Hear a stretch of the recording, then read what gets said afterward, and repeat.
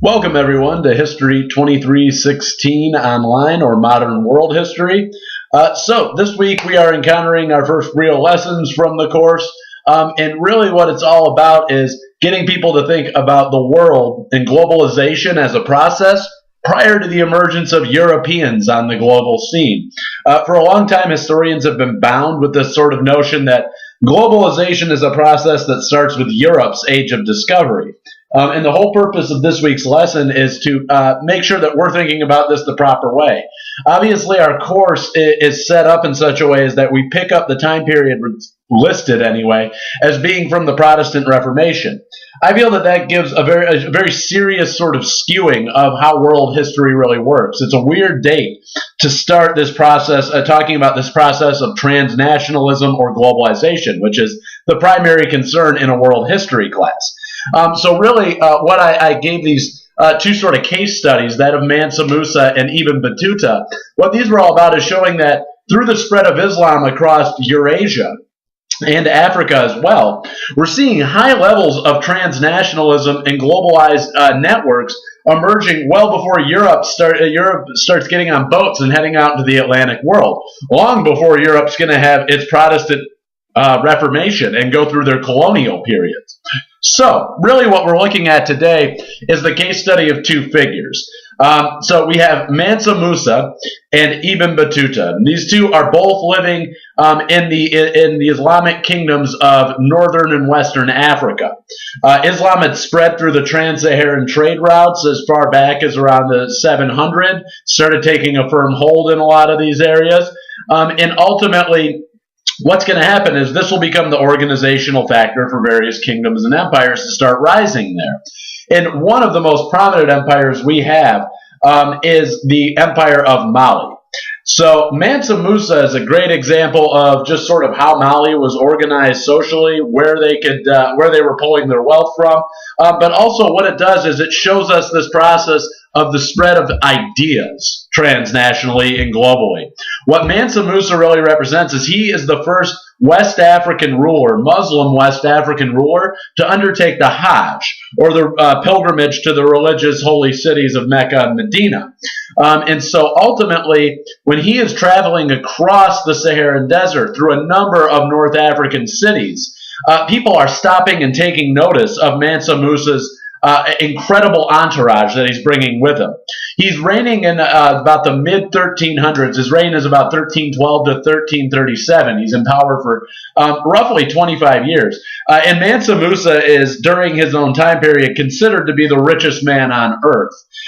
Essentially, he is moving with such a great retinue that his advisors are offering political advice to the various leaders they're encountering as they go across Africa and the Arabian Peninsula in the Middle East. So really what we're seeing here is that engineers are building new things in the cities that they're going through. In fact, one of the most notable stories about Mansa Musa is that he's spending so much gold when he's on this trip, this pilgrimage. He's distributing gold to people just as a mean of alms. And so ultimately what we're seeing here is this guy is so wealthy that he actually for a time devalues the market for gold in Cairo, Egypt. That's how much money and much influence this guy was moving with. And he's changing the places that he's encountering as he's going through them. But the point is we're seeing this high level of connectivity between what is traditionally considered to be the Middle East or the Arabic world and North Africa through the spread of Islam that had happened hundreds of years before. And again, what this also does is it shows us an interesting sort of level of connectivity. Mansa Musa, his reputation far out supersedes where he actually traveled to. We have maps and evidence that Europeans had heard about his pilgrimage, that in fact a lot of Africanist historians, guys like myself, are of the opinion that it's generally the stories of Mansa Musa's pilgrimage that makes Europeans so eager to start exploring the coast of Africa and eventually the continent's interior of Africa. And it's because of Mansa Musa that they're made aware of the incredible mineral wealth that exists in that region of West Africa. So this is just one of those examples of globalization, transnationalism, and various levels of connectivity playing out far before Europeans ever take to the Atlantic Ocean. And the other example I have of that, it comes in the form of a guy named Ibn Battuta. Ibn Battuta himself is a scholar. He's a rather interesting guy. He's from Morocco, is really the modern-day state of Morocco is where he comes from. And he's basically from Tangiers. But over a period of 30 years, he visited most of the Islamic world, what they call Dar al-Islam. He was traveling all over, and he was making notes about what he saw when he encountered different places. And this tells us a little something about the historical process in practice. Again, when we're dealing with a lot of different areas of the world, we tend to pretend that they don't have any history until Europeans show up and start writing it down. But even when we're talking about documentary history, written history, the Arabic world, the Arab-speaking world was already doing this. They were already writing down a bunch of sources. In fact, you could look at Ibn Battuta and call him one of the earliest examples we have of an anthropologist. He's traveling for 30 years and encountering various Muslim and non-Muslim societies, and he's writing down their habits, the natural land that he sees there, the religious traditions of the people, the cultural customs of the people, how the language sounds, what the people look like, how they dress, what they eat. These are the kinds of habits that we as modern researchers are very interested in, but we often have a difficult time getting at that kind of material culture.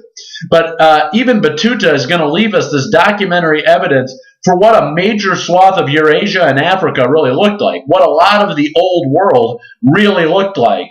And this is fascinating because ultimately he's going to be traveling around and making his observations. And what we can also see is the sort of unifying factor that Islam had on the world during that time period.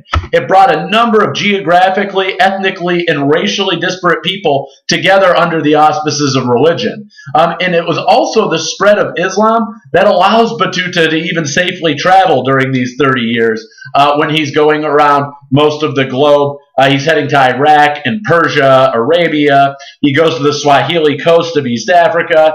Then he visits Turkey, Central Asia, South Asia, and ultimately ends up even in China before he comes back to Morocco. And this is all happening in the 1300s, this 30-year trip of his. And so really it's just fascinating to look at when you put these two figures together, it throws a monkey wrench into that narrative of the world is small, localized, and very sort of provincial, if you will. They just have a very narrow view of the world, only their own community and the immediate surroundings. That's just simply not true. That is the existence of the world until Europeans go out, start writing things down, and traveling the seas. The fact is there are high levels of connectivity, there's a lot of unifying factors, and there's an incredible documentary history to what's going on in the old world prior to the expansion of Europeans into the Atlantic. So I'm going to keep my video lecture short for this first week here, but thanks for tuning in and bearing with me. If you have any questions, comments, or concerns, feel free to send those my way through email or pop into my office hours. Take care.